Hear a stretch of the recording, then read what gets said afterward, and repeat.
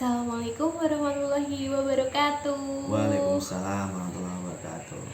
Hai sedulur semuanya, apa kabar nih teman-teman yang di sana, yang jauh di sana? Semoga dalam keadaan sehat walafiat ya.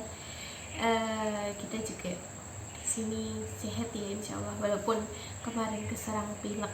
Saya maksudnya Mas Lutfi sih sehat terus. Habis sakit guys, dia habis jatuh, kakinya tuh sampai bengkak, terus kepleset, terus batuk gitu, sampai minum obat, terus tidur lama banget, nggak bangun-bangun. Efek obat penenang, Obat penenang. Terus sekarang udah mulai membaik sih, pilekku juga udah mulai hilang kok, alhamdulillah. Nah, langsung aja nih kita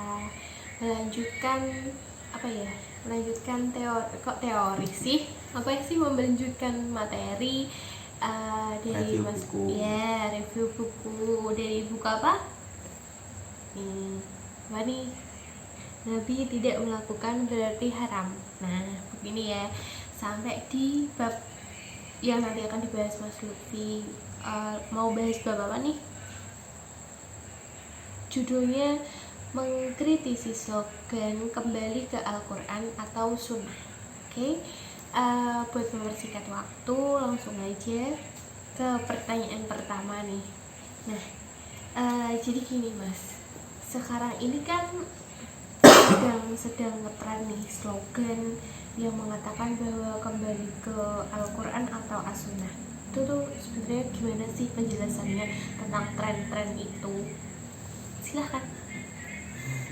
Baik, sedulur semua, kembali lagi bersama kita LA, Lutfi and Alia. LL ya? Bukan Double L, Lutfi Lia gitu. Yeah. Oke. Yeah. Langsung aja ya tanpa GPL. Jadi sekarang kita akan melanjutkan review buku ini, masih buku ini ya. Halaman 41 kalau sedulur punya bukunya. Judulnya adalah mengkritisi slogan kembali ke Al-Quran dan As-Sunnah. Gimana itu gitu kan? Ya sekarang kan, ya nggak sekarang sih, sejak dulu juga beberapa tahun yang lalu atau mungkin masih sekarang sampai nanti itu masih ada banyak orang yang selalu terpukau dengan slogan kita kembali ke Al-Quran dan As-Sunnah gitu kan. Itu gimana sih, hakikatnya gimana gitu. Jadi kata penulis begini, slogan kembali ke Al-Quran dan As-Sunnah sekarang ini memang sedang booming di mana-mana. Setiap kita bertemu dengan para punggawa dakwah dari kalangan tertentu, pastilah kita dapati slogan ini. Dengan bantuan media sosial yang masif, membuat slogan ini makin banyak dikenal dan dikatakan terus berulang karena memang maksudnya bagus gitu kan. Ya memang seorang muslim wajib hukumnya untuk dia kembali kepada kitab pedomannya, yaitu Al-Quran, dan juga tuntunan panutannya, yaitu hadis-hadis atau sunnah-sunnah Rasulullah Muhammad SAW.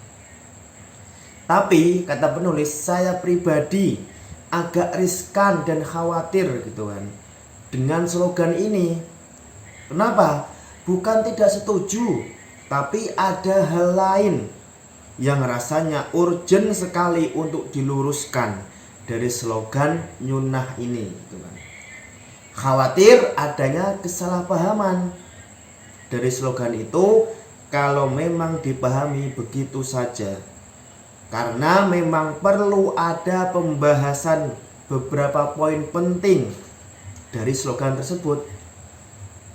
Dalam beribadah, memang kita dituntut dan diharuskan untuk mengikuti apa yang sudah digariskan oleh Allah dalam Al-Quran dan apa yang sudah dicontohkan oleh Nabi Muhammad SAW melalui riwayat-riwayatnya.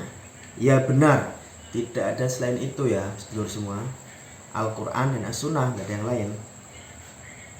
Akan tetapi akan terjadi ketimpangan dan kebingungan kalau hanya langsung kembali ke Al-Quran dan As-Sunnah. Kapasitas kemampuan orang itu berbeda-beda antara satu dengan yang lainnya, tidak bisa disamaratakan. Kalau dengan kemampuan pemahaman yang segitu-segitu saja, kemudian ia dipaksa untuk beribadah sesuai Al-Quran dan As-Sunnah versi pemahamannya, tentu akan terjadi kekacauan syariah, akan terjadi kekacauan di dunia persilatan umat Islam gitu. Karena apa? Karena tadi tiap orang memahami Al-Quran dan As-Sunnah sesuai dengan pemahamannya, sesuai dengan isi kepala masing-masing. Padahal isi kepala orang itu berbeda-beda. Ada yang levelnya rendah, levelnya agak tinggi, levelnya tinggi, dan sebagainya, sesuai dengan background pendidikan, sesuai dengan bacaan, sesuai dengan lingkungan dan sebagainya. Itu berbeda-beda. Kalau tiap orang memahami Al-Quran dan As-Sunnah sesuai dengan pemahamannya masing-masing, maka akan kacau gitu kan. Kita serahkan ke ahlinya saja. Siapa? Yaitu para ulama, para alim ulama dari lintas generasi, dari generasi ke generasi. Jadi gitu lor, maksudnya penulis ini gelisah gitu kan. Memang benar slogan kembali ke Al-Quran dan As-Sunnah itu bagus, memang harus seperti itu umat Islam. Tetapi terkadang slogan itu hanya dipahami secara letterlek. Artinya apa? Artinya orang itu disuruh memahami sendiri. Bahasa sederhananya gini, kita baca Al-Quran, baca hadis, terus baca terjemahannya, kemudian kita baca terjemahannya lalu kita pahami sendiri tanpa melalui pemahaman para ulama. Nah itu yang keliru gitu kan. Yang benar ya tadi memang kita kembali ke Al-Quran dan As-Sunnah, tetapi melalui pemahaman para ulama. Nanti akan kami jelaskan, saya jelaskan di akhir sesi ini ada macam itu. Itu ya lor, kembali ke host yang cuantik. Makasih loh. Lanjut ke pertanyaan kedua. Salting kan biar Rani dibilang cantik. Lanjut ke pertanyaan kedua ya. Ada ayat nih yang mengatakan bahwa wajah Allah itu ada di mana saja. Berarti boleh dong kita menghadap sholatnya itu kemana saja, boleh gak sih? Kayak gitu kan setauku nih ya mas, sholat dia menghadap ke kiblat gitu loh. Boleh gak sih kayak gitu tuh, atau itu hanya pendapat yang menyesatkan atau gimana? Silahkan jelaskan. Baik, jadi host bertanya bahwasanya boleh nggak kita sholat menghadap kemana saja, karena timur dan barat dan semua arah itu punyanya Allah gitu kan. Itu ada ayatnya, yaitu dalam ayat Al-Baqarah ayat 115. Jadi memang penulis dalam buku ini itu mencontohkan beberapa ayat dan hadis yang itu kalau dipahami secara letterlek hanya melihat terjemahannya saja itu menyesatkan. Kenapa? Karena kalau kita hanya lihat terjemahan kemudian kita pahami dengan otak kita sendiri, dengan pemahaman kita sendiri, kita akan kacau, akan sesat gitu kan. Kenapa? Karena tadi kita nggak punya ilmunya, nggak punya kemampuan gitu kan. Oleh karena itu ini penulis mencontohkan beberapa ayat dan hadis yang itu memang kalau dipahami secara letterlek, secara lugu, secara langsung tanpa bantuan ulama itu bisa menyesatkan. Misalkan ini gitu kan. Jadi penulis mengatakan orang yang melaksanakan sholat dan menghadap bukan ke kiblat, akan tetapi menghadap ke arah selain kiblat, sholatnya tetap sah jika diukur dari slogan kembali kepada Al-Quran dan As-Sunnah. Toh memang di Al-Quran disebutkan begitu. Jadi ada ayat surat Al-Baqarah ayat 115 yang berbunyi A'udzubillahi minasyaitonirrajim walillahil masyriqu wal maghrib fa aynama tuwallu fathamma wajhullah innallaha wasi'un alim. Artinya apa? dan kepunyaan Allah lah timur dan barat. Maka kemanapun kamu berada atau kemanapun kamu menghadap, disitulah wajah Allah. Sesungguhnya Allah maha luas rahmatnya, lagi maha mengetahui. Al-Baqarah ayat 115. Kemudian kata penulis, padahal sejatinya sholat itu punya aturan dan tuntunan yang memang sudah baku sesuai apa yang dicontohkan oleh Nabi Muhammad SAW. Jadi ini lor, contoh ayat yang apabila dipahami secara lugu, secara mentah-mentah, secara letterlek, hanya baca terjemahannya saja, itu ya bisa menyesatkan. Artinya Allah kepunyaannya tuh seluruh alam semesta, semua arah itu kepunyaan Allah, timur, barat, selatan, utara. Nah, kita bisa menghadap kemana saja kalau sholat gitu kan. Dalilnya apa? Dalilnya ini gitu kan. Kita orang awam nggak tahu apa-apa, tiba-tiba baca Al-Quran, kita pengen sholat, terus saya ingin sholat menghadap ke selatan atau ke timur, boleh nggak? Boleh. Dalilnya apa? Dalilnya ini, ayat ini, karena kepunyaan Allah di timur dan barat, semuanya punya Allah gitu. Itu pemahaman yang salah, yang sesat, yang itu bisa membuat orang justru malah tidak karuan gitu kan, malah tambah miring gitu kan, tidak paham agama gitu kan. Oleh karena itu kita harus serahkan pemahaman ini kepada para ulama gitu kan. Mereka yang paham ini maksudnya apa. Kalau mau sholat ya kita harus lihat cara sholatnya Rasulullah, gimana Rasulullah sholat gitu kan. Bukan kita lihat Al-Quran, terjemahan hadis kita langsung mempraktekkan mentah-mentah terjemahan yang kita baca. Itu sangat menyesatkan. Oleh karena itu orang awam kalau mau belajar agama ya kepada ahlinya, kepada pakarnya, kepada kiai, ustadz yang memang benar-benar alim. Jangan kepada orang awam juga, atau jangan hanya belajar lewat Al-Quran terjemahan, hadis terjemahan gitu kan. Baca buku penjelasan para ulama dan sebagainya. Gitu ya lor. Kembali ke host yang cuantik kok. Berarti intinya itu jangan asal kalau kita baca terjemahan Al-Quran gitu ya misalkan, jangan langsung ditelan mentah-mentah ya teman-teman, karena disitu kan ada penjelasan, ada tafsirnya, dimana ya kita harus belajar kepada yang ahli, bukan hanya menurutku gitu, bukan semua itu acuannya bukan menurutku, tapi ya menurut yang ada di aturannya gitu loh. Terus lanjut nih, ada juga nih ayat yang mengatakan bahwasannya orang non muslim itu najis. Gimana tuh penjelasannya Mas Lutfi? Apakah itu benar atau itu juga kalau dibaca sekilas ternyata kalau dipahami secara gamblang ya, secara mentah-mentah itu ternyata juga salah tuh. Silahkan dijelaskan. Baik sedulur semua, pertanyaan dari selanjutnya adalah apakah benar orang non muslim itu najis sesuai dengan apa yang ada di Al-Quran? Memang benar ada di Al-Quran tuh ada ayat yang mengatakan orang-orang musyrik itu najis gitu kan. Cuman najisnya seperti apa gitu kan. Kalau kita hanya baca terjemahan saja ya kita akan telah mentah-mentah bahwa orang non muslim itu najis. Orang najis kan nggak boleh didekati, jauhi gitu kan. Nah gimana itu penjelasannya gitu kan. Jadi kata penulis, kalau dengan slogan itu juga maka menjadi benar jika ada seorang muslim yang tidak mau bergaul dan berbaur dengan saudara-saudaranya yang non muslim, karena memang orang non muslim itu najis sebagaimana firman Allah dalam Al-Quran surat At-Taubah ayat 28. A'udzubillahi minasyaitonirrajim. Ya ayyuhalladzina amanu innamal musyrikuna najasun fala yaqrabul masjidal harama ba'da amihim hadza.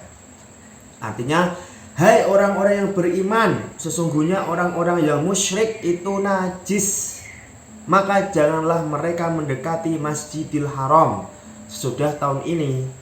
Surat At-Taubah ayat 28. Ini kalau kita baca secara mentah-mentah artinya, terjemahannya. Ya emang benar, orang non muslim, orang musyrik, orang yang kafir itu najis gitu kan. Cuman kalau kita berhenti di situ, maka kita akan istilahnya apa ya, akan jijik gitu kan, tidak mau bergaul dengan mereka, tidak mau berbaur dengan mereka, karena kita sudah meyakini mereka najis gitu kan, nutup diri, nggak mau bergaul, salaman, apalagi menyapa itu kan, padahal mereka juga manusia kayak kita gitu kan. Terus gimana nih penjelasannya gitu kan? Kata penulis, padahal sama sekali tidak ada satupun pendapat dari 4 mazhab fikih yang mengatakan bahwa orang non muslim itu najis. Semua bersepakat bahwa najis yang dimaksud di ayat ialah najis secara makna, bukan secara zohir, maknawi. Jadi najisnya maknawi lor, bukan najis yang secara zohir najis kayak najisnya anjing atau babi gitu kan. Apa makna dari najis maknawi? Yaitu najis secara akidah. Akidah mereka itu akidah yang kufur, tidak beriman pada Allah dan Nabi Muhammad, yaitu akidah yang tidak mempercayai adanya Allah dan Nabi Muhammad, artinya dia tidak berakidah Islam, sehingga ini adalah najis maknawi, artinya mereka tidak beriman, tidak seorang muslim, tidak beragama Islam, tidak bersyahadat gitu kan. Bukan najis seperti najis anjing atau najisnya babi gitu, atau najis apapun, bukan itu, bukan secara zohir, tapi secara maknawi, secara yang ada dalam hatinya. Mereka kafir, kufur terhadap Allah, tidak beriman gitu kan. Sehingga kalau mereka emang kafir, kufur, tidak beriman pada Allah, ya itu najis secara maknawi, artinya kita boleh bergaul, boleh bersalaman, boleh berinteraksi dengan mereka, tidak ada larangan seperti itu kan, karena mereka bukan najis secara zohir, tapi najis secara maknawi gitu kan, akidahnya yang kufur gitu. Terus kata penulis, dan juga tidak ada dari para imam tersebut yang mengharamkan kita untuk berbaur, bersalaman, atau bahkan memeluk saudara kita yang non muslim. Dan juga kita dibolehkan untuk berkongsi makan dan minum dengan mereka dalam satu wadah, selama itu bukan makanan atau minuman yang diharamkan dalam syariah. Jadi gitu lor, penjelasan tentang ayat bahwasanya orang non muslim itu najis. Ternyata najis secara maknawi, bukan zohir. Najis akidahnya itu kufur, tidak beriman sama Allah dan Rasulnya. Mereka kufur, orang kafir, tidak beriman, itu najis secara maknawi, bukan najis secara zohir yang terlihat kayak najisnya anjing atau babi gitu ya lor. Itu ya lor, kembali ke host yang manis kayak gula. Iya Rums. Nah gitu ya teman-teman. Jadi ini ada cerita nih, akan punya nih teman yang non Islam lah ya, non Muslim. Dia agamanya Kristen atau Katolik, lupa, pokoknya itulah. Nah ada nih pernah tuh dikandani itu apa ya, diberitahu sama orang, jangan salaman sama orang Kristen, najis mereka itu gitu kan. Terus ya karena masih dangkal ilmunya ya, menelan mentah-mentahnya ya. Baru tahu kalau mereka tuh malah najisnya itu ya benar kalau kata Mas Lutfi, kalau najisnya yang secara maknawi itu ya tak kira ya kayak najis misalkan kita menyentuh, misalkan kena air liurnya anjing atau apa gitu kan, mikirnya kayak gitu. Jadi terus berarti sampai gini, misalkan aku salaman sama temanku yang non Islam itu najis dong gitu kan. Nah sekarang kan jadi sama-sama tahu ya teman-teman bahwa kita nggak bisa nelan mentah-mentah kata najis itu sendiri gitu loh. Jadi emang harus ada penjelasannya. Kalau kayak gini saya tahu, kalian juga jadi tahu tuh. Oke, lanjut ke pertanyaan yang selanjutnya. Kemudian ada pertanyaan keempat ya Mas, ini berarti Kemudian ada hadis yang mengatakan bahwa kita tidak boleh buang air menghadap atau membelakangi kiblat. Gimana nih penjelasannya? Jadi sedulur semua, sebelum saya menjawab pertanyaan ini, saya tanggapi dulu ya tadi tentang ceritanya Ibu Negara Alia. Jadi dulu Ibu Negara Lutfi. Ibu Negara Alia tuh kuliah di Semarang, Polines ya. Namanya kuliah apa, kampus umum kan pasti di situ kan banyak bercampur orang berbeda agama, sehingga ada orang ketika Ibu Alia berinteraksi dengan orang non muslim temennya gitu kan, dia ditegur jangan sentuhan sama dia, itu najis. Itu kan pemahaman orang awam yang sangat dangkal banget, atau dia mungkin dapat info dari ustadznya yang juga awam dan menyesatkan. Nah itu, jadi mungkin dia dapat info atau dapat kajian dari ustadz yang itu ustadznya juga sama, ustadznya orang awam, nggak paham tentang fikih, nggak paham tentang istilahnya ilmu agama, hanya pahamnya terjemahan Al-Quran dan Sunnah. Itu membuat mereka akhirnya sesat gitu kan, salah informasi, misinformasi, padahal sama-sama dalilnya sama. At-Taubah ayat 28 memang di situ disebutkan orang musyrik itu najis, memang jelas gamblang bahwasanya di sini ada najasun, najis gitu kan, orang musyrik itu najis, non muslim najis. Cuman pertanyaannya, najis seperti apa? Apakah najis secara zahir kelihatan kayak air liur anjing, atau emang najis maknawi? Ternyata para ulama semua sepakat itu adalah najis maknawi. Artinya najis akidahnya tidak beriman pada Allah dan Rasulullah. Bukan najis secara zahir, nggak boleh sentuh dia najis gitu, ntar harus membersihkan 7 kali dengan tanah dan sebagainya, itu enggak. Sehingga inilah yang buat orang awam itu tersesat. Karena apa? Mungkin dia ikut kajian sama ustadz yang ustadznya itu juga pemahamannya keliru, mungkin juga kurang jauh pikniknya ke kitab ulama gitu kan. Makanya jangan salah memilih guru ya lor ya. Oke, kita akan menjawab pertanyaan keempat selanjutnya. Di sini, bagaimana ada orang buang air menghadap kiblat. Jadi di sini ada sebuah hadis yang menjelaskan bahwasanya kita tidak boleh membuang air menghadap atau membelakangi kiblat. Tapi di hadis malah disebutkan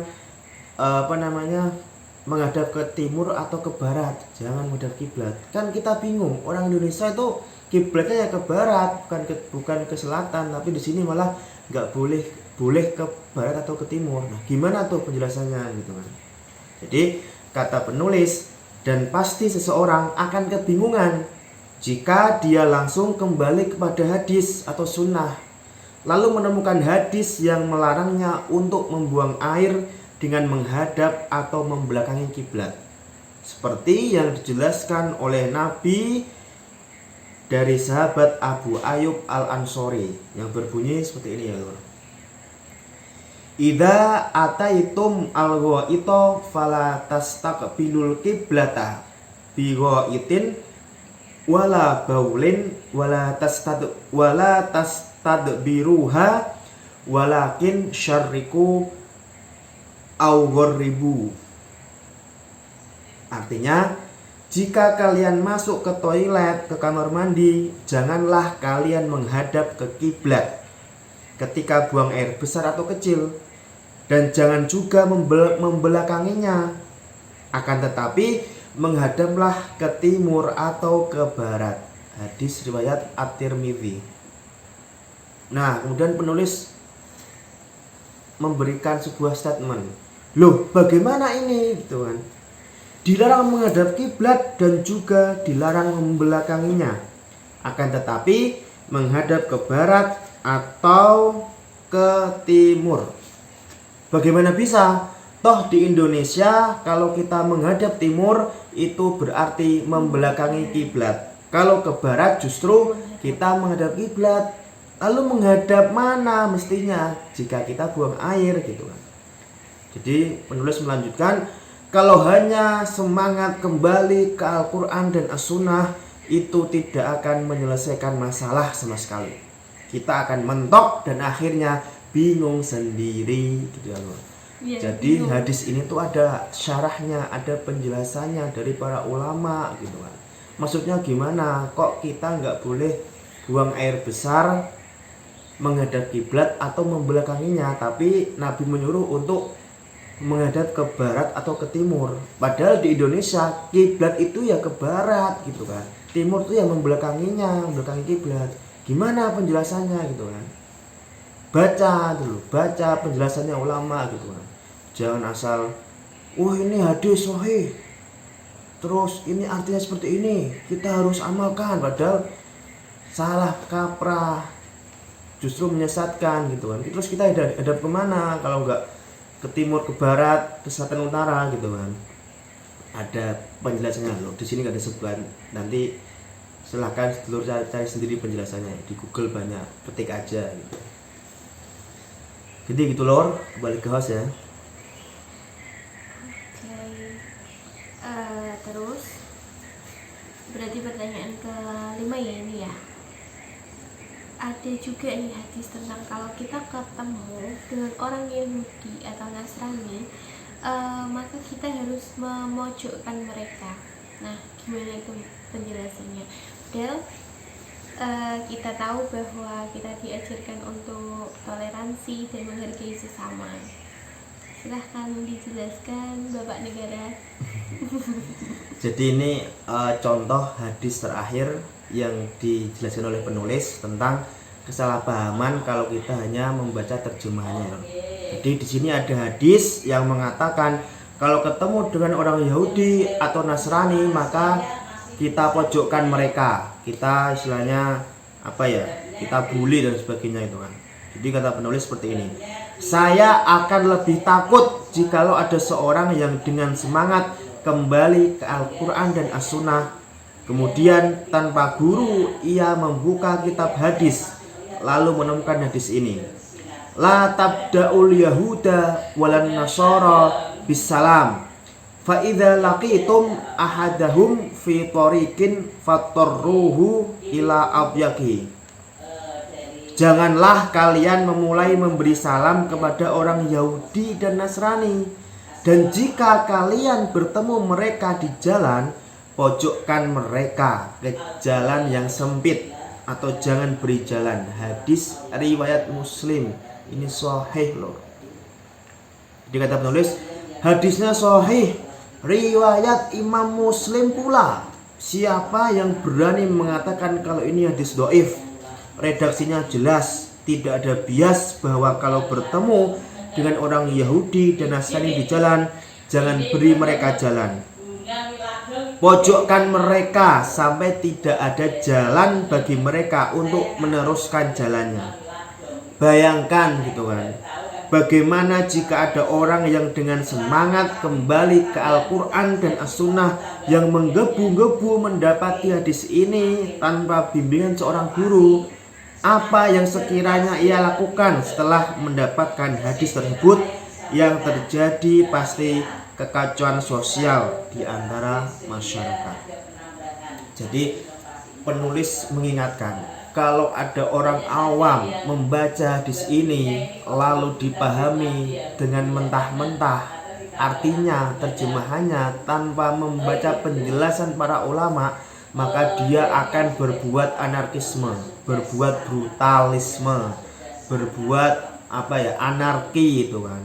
Kenapa? Karena setiap ketemu orang Yahudi dan Nasrani disuruh memojokkan. Alasannya ini dalil dari Nabi, ini sunnah dari Nabi, ini perintah dari Nabi gitu kan. Jadi kalau ada orang Kristen, Yahudi ketemu di jalan, langsung kita pojokkan, kita nggak kasih jalan gitu kan. Itu mereka beralasan ini perintah Nabi, ini hadisnya gitu. Padahal dia hanya membaca terjemahan tanpa membaca penjelasan dari para ulama. Itulah kesalahan orang awam yang berguru kepada guru yang salah, atau dia sok-sokan tahu, sok-sokan paham hanya dengan membaca terjemahan, padahal jauh sekali pemahaman dari situ gitu. Jadi gitu Lor, ini adalah contoh terakhir dari hadis yang mengatakan bahwasanya kalau kita salah paham terhadap ayat Al-Quran atau hadis maka bisa fatal akibatnya gitu loh. Kembali ke host. Oke, nah yang terakhir nih. Lalu ada yang mengatakan bahwa slogan yang benar adalah kembali ke ulama, bukan kembali ke Al-Quran atau As-Sunnah. Al-Quran dan As-Sunnah. Nah, itu benar nggak sih? Silahkan. Jawaban singkatnya benar. Jadi slogan kembali ke Al-Quran dan As-Sunnah itu bagus, tetapi itu riskan disalahpahami. Jadi kalau mau slogan yang bagus, kembali kepada ulama, bukan kembali ke Al-Quran dan As-Sunnah. Karena kembali ke ulama sudah pasti kembali kepada Al-Quran dan As-Sunnah, karena ulama itu juga dasarnya Al-Quran dan As-Sunnah lor, bukan Taurat, bukan Injil, Al-Quran dan Sunnah juga, kan. Jadi penulis seperti ini mengatakan, apa yang diurai tersebut dari kasus-kasus hanyalah beberapa contoh bahwa kita khususnya yang memang awam akan agama tidak bisa serta-merta langsung menceburkan diri dalam lautan ayat dan hadis yang punya kedalaman makna.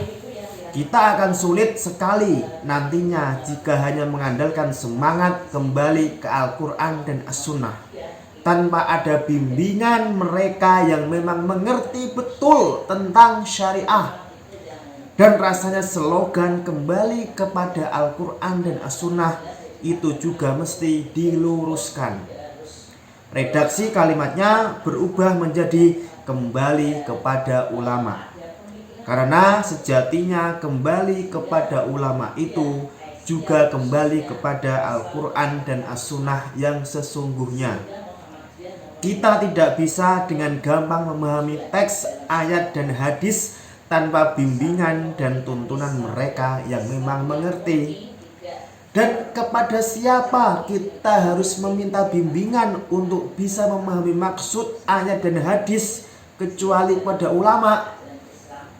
Dengan keilmuannya kita dibantu untuk lurus dalam beribadah karena mereka punya kapasitas dan kemampuan yang Allah berikan kepada mereka untuk mengetahui maksud dan makna ayat serta hadis, bagaimana disebutkan dalam Al-Quran surat An-Nahl ayat 43. Fas'alu ahlal dzikri in kuntum la ta'lamun. Bertanyalah kepada orang yang mempunyai kepengetahuan jika kamu tidak mengetahui. Ini adalah perintah untuk kita bertanya kepada ahlinya, pakarnya, apapun itu.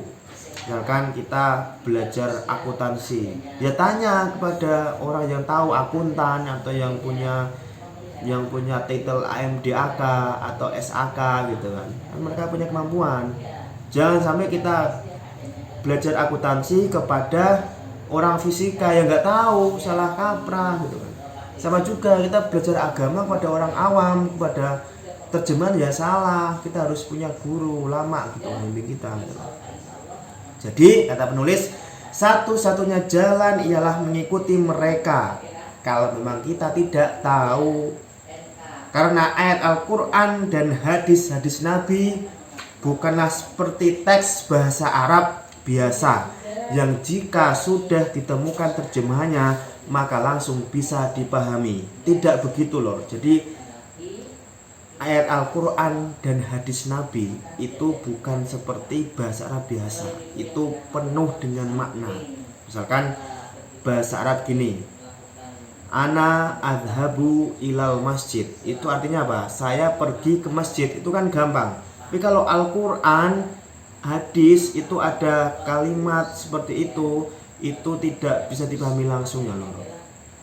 Itu penuh makna dan penuh dengan rahasia sehingga harus dijelaskan dulu sama ulama.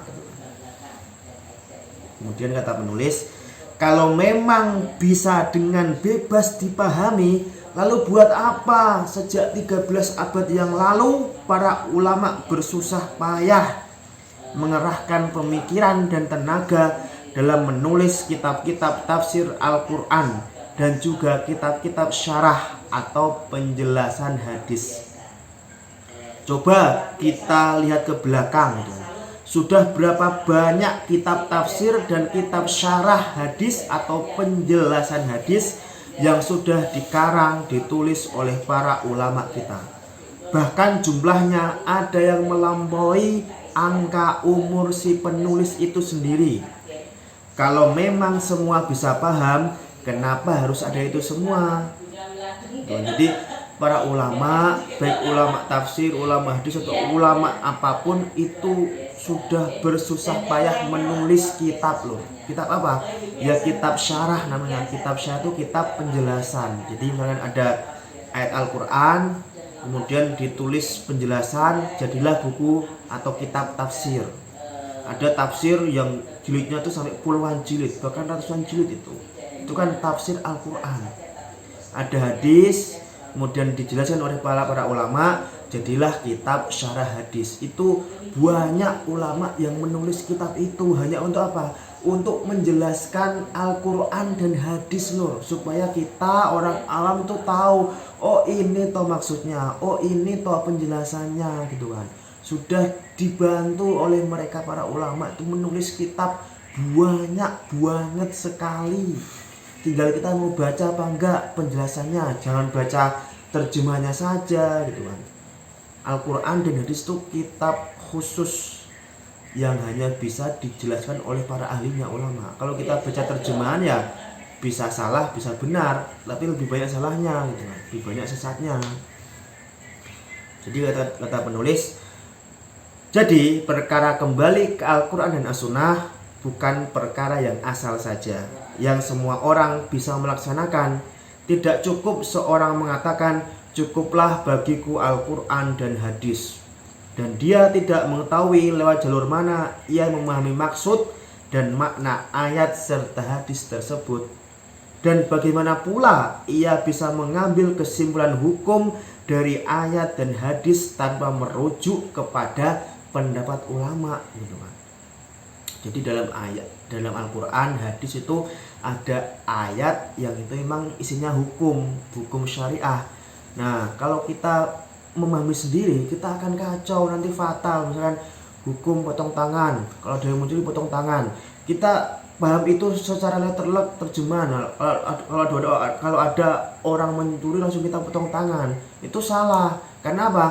Karena orang yang mencuri itu ada nanti ukurannya, mencurinya seperti apa, berapa, misalkan berapa juta atau berapa emas, itu ada ukurannya, ada indikatornya gitu. Tidak semata-mata dia mencuri langsung potong tangan gitu kan. Itu ada indikator, ada ketentuannya seperti apa, itu dijelaskan oleh para ulama gitu kan. Kalau kita memahami sendiri ya kita bisa fatal, kita membunuh orang gitu kan.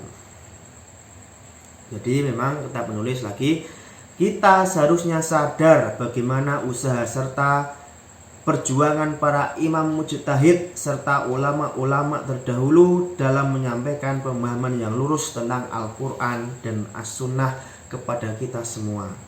Mereka hidupkan malam-malamnya dan mereka habiskan siangnya dengan mencari dan meneliti guna mencapai sebuah pemahaman yang benar. Kalau dikatakan ulama itu juga kan manusia, bisa salah, jadi kita kembali saja kepada Al-Quran dan As-Sunnah gitu kan. Kalau ulama saja bisa salah, lalu siapa Anda dengan pongah mengatakan pendapat Anda yang paling benar gitu kan. Justru kemungkinan Anda untuk salah memahami maksud ayat dan hadis itu sangat besar. Sangat besar sekali, karena Anda juga manusia biasa. Bahkan taraf keilmuan Anda sangat jauh jika dibandingkan dengan ulama yang Anda diskreditkan kapasitasnya sebagai ulama. Jadi ini adalah peringatan dari penulis, bahwasanya kalau ada orang awam bilang ulama kan juga manusia, saya juga manusia, bisa salah bisa benar, itu secara sekilas benar, tapi secara epistemologis itu salah. Kenapa? Memang benar, orang yang ahli pun itu juga manusia. Misalkan saya sama dokter spesialis jantung misalkan, bisa dokter spesialis jantung itu juga bisa salah dalam mendiagnosa, tapi kan dia sudah ahlinya, sudah pakarnya, sudah belajar bertahun-tahun. Kalau saya suruh mendiagnosis juga pasti salahnya besar, malah justru bisa buat orang mati gitu kan. Karena saya nggak ada ilmunya. Saya punya keberanian untuk mendiagnosis orang penyakit jantung, bisa, tapi hasilnya fatal, orang itu mati. Karena apa? Karena saya nggak punya ilmunya. Walaupun ada dokter spesialis jantung, meskipun tidak selalu benar gitu kan. Artinya apa ya? Artinya kemungkinan salah itu lebih besar pada orang yang nggak punya ilmu. Meskipun orang yang punya ilmunya itu ada kemungkinan salah, tapi kecil karena mereka sudah bergelut, berinteraksi dengan hal itu bertahun-tahun, bahkan puluhan tahun sampai umurnya habis gitu kan. Jadi intinya jangan menyepelekan keilmuan seseorang, jangan menyepelekan usaha seseorang ketika dia sudah berusaha semaksimal mungkin untuk mengeluarkan ilmunya kepada kita semua, baik apapun itu, terutama agama ya, karena agama ini kan banyak disepelekan oleh orang-orang awam misalkan gitu kan. Ngapain kita ikut dia kan juga manusia gitu kan. Itu adalah penghinaan, itu adalah merendahkan ulama gitu. Karena apa? Karena seolah-olah dia sudah tahu ilmunya, padahal dia nggak tahu apa-apa. Dia taunya ya cuman artinya aja, dia cuma nanya terjemahan aja, padahal ilmunya itu sangat mendalam loh gitu ya. Jadi jangan sampai kita merendahkan atau menghina ulama dengan perkataan tadi. Ulama juga manusia, kita manusia, sama-sama punya potensi salah dan benar gitu. Padahal tiap orang tuh udah punya keahlian masing-masing, kepakaran masing-masing. Hormatilah keahliannya, hormatilah kepakarannya gitu kan. Kita ahli di mana tuh kita juga punya kemampuan gitu kan. Jadi gitu lor, intinya kita ikut ulama gitu kan. Jangan ikut pemahaman dan hawa nafsu kita sendiri, apalagi cuma membaca terjemahan hadis, ayat yang itu bisa menyesatkan kalau kita mempraktekannya langsung. Itu ya Nur, kembali ke host, udah capek aku. Nah gitu ya teman-teman, jadi intinya tuh kalau kita memahami sesuatu ya jangan langsung ditelan mentah-mentah, harus ada penjelasan lebih lanjut dari orang yang udah paham dengan hal yang mau kita pahami itu gitu. Capek ya ngomong terus dari tadi, capek hampir sejam. udah 42 menit guys ternyata. Oke, karena penjelasannya udah panjang lebar dari A sampai Z, dan semoga teman-teman bisa memahami penjelasannya Mas Lutfi, dan di sini juga kita sama-sama belajar ya. Saya juga bertambah wawasannya dari mendengarkan penjelasannya suami saya gitu. Terima kasih teman-teman yang udah menyempatkan buat nonton dari awal sampai akhir yang agak lama ini durasinya. Semoga bermanfaat. Jangan lupa like, komen, subscribe, dan kami mohon undur diri dulu. Terima kasih ya udah nonton, dan mohon maaf kalau ada tutur kata yang salah gitu. Dadah, bye bye. Wassalamualaikum warahmatullahi wabarakatuh. Dadah.